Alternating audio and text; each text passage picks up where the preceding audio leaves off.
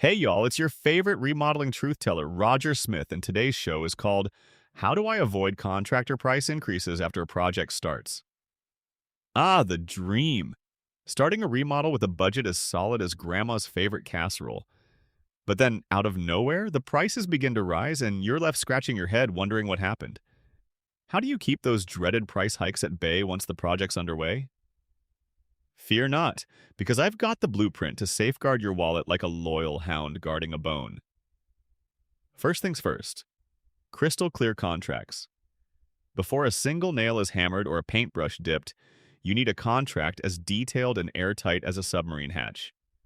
Make sure it includes itemized costs, detailed descriptions of materials and labor, and timelines.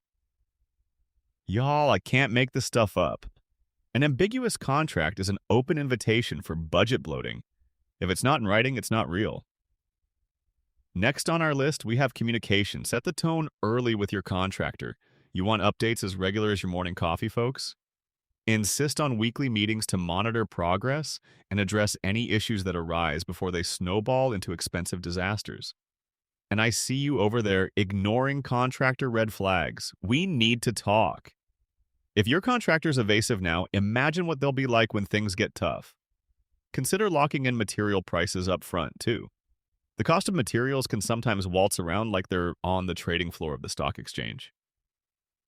Negotiating fixed prices for those tiles and countertops puts you in the driver's seat, curtailing fluctuations that might tempt your budget to leap like a caffeinated jackrabbit.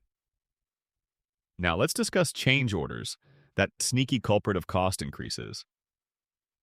Of course, minds change, but make sure every change order is necessary and documented. Have them priced and signed before the change is made so you're not facing sticker shock once it's implemented.